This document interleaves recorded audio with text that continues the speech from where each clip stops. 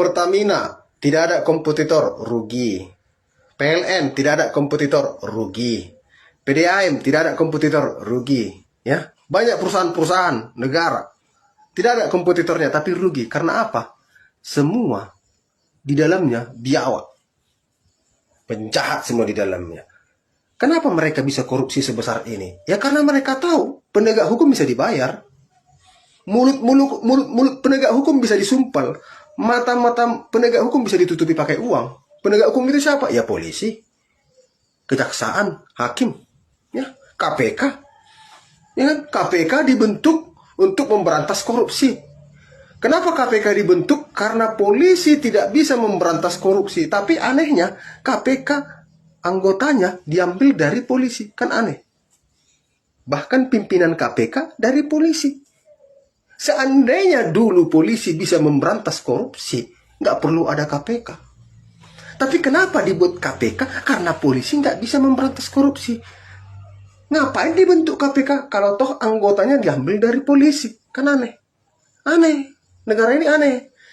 Jadi kenapa permainan itu semua bisa terjadi? Ya karena yang mengatur itu semua penjahat semua.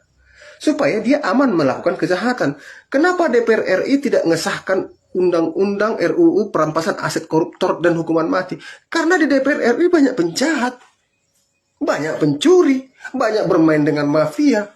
Kenapa pasal-pasal yang dituntut kepada koruptor ringan-ringan? Iya karena polisi, jaksa, hakim sudah sepakat untuk menyelamatkan koruptor ini. Itu aja.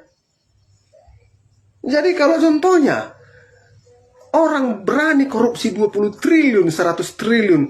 Dia bagikan aja 2 triliun untuk penegak hukum. Udah diam penegak hukum. Selamat. Ke media dia siram lagi berapa ratus miliar. Udah. Diam. Itu yang terjadi di negara ini. Itu yang terjadi. Jadi sangat mustahil penegak hukum bisa memponis ringan penjahat kalau tidak ada apa-apa dengan dia. Sangat mustahil penegak hukum bisa memakaikan pasal yang tidak masuk akal kepada orang yang harusnya pasal ini.